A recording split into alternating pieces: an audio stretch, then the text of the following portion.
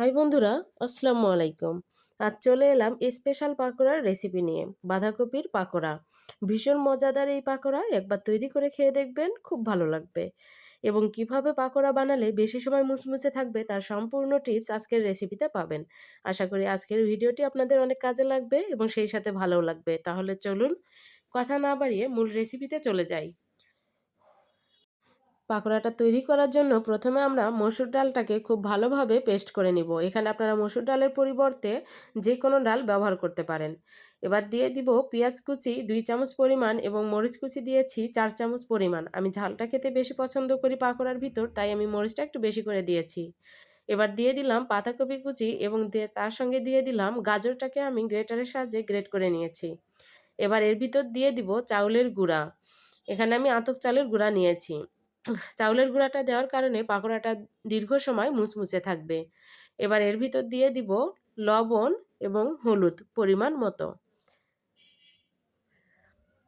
দিয়ে সবগুলো উপকরণকে আমি ভালোভাবে মেখে নিব পানির সাহায্যে। আমি এখানে সামান্য পরিমাণ পানি দিয়ে খুব ভালোভাবে মেখে নিব। এখানে আপনারা পানির পরিবর্তে ডিমও ব্যবহার করতে পারেন।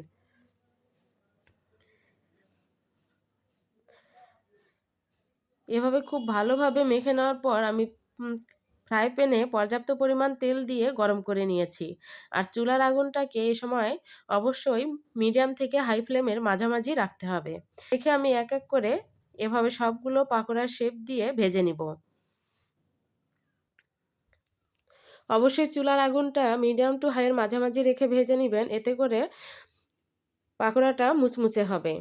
কখনোই লো ফ্লেমে রেখে পাকোড়া ভাজতে যাবেন না, তাহলে কিন্তু পাকোড়ার তেল বেশি টেনে নিবে, সেক্ষেত্রে খেতে একটুও ভালো লাগবে না।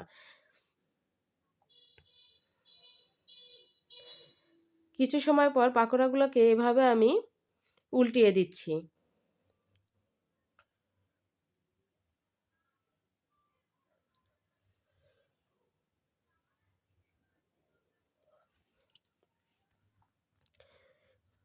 একটু সময় নিয়ে পাকোড়াগুলোকে ভেজে নিতে হবে।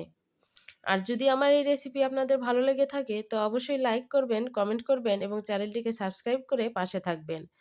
এবং যখন পাকোড়াগুলো এভাবে ভাজা হয়ে গেছে, উল্টিয়ে পাল্টিয়ে ভেজে নেওয়া হয়ে গেছে, ঠিক শেষ পর্যায়ে এসে 1 মিনিট হাই ফ্লেমে রেখে পাকোড়াগুলোকে ভেজে নেবেন। এতে করে পাকোড়ার ভিতরে যদি অতিরিক্ত তেল প্রবেশ করে সেটা ছাড়িয়ে যাবে। সেম প্রসেসে সবগুলো পাকোড়া আমি ভেজে নিয়েছি। এবার একটি আপনাদেরকে নিয়ে দেখিয়ে দিচ্ছি যে পাকোড়াগুলো ঠিক কেমন হয়েছে। ভেঙে আমি দেখিয়ে দিচ্ছি এর ভিতরটা কতটা লোভনীয় হয়েছে খেতে।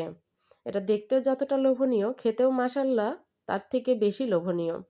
আশা করি এভাবে পাকোড়া তৈরি করলে আপনাদের খুব ভালো লাগবে। সবাই ভালো থাকবেন। আল্লাহ হাফেজ।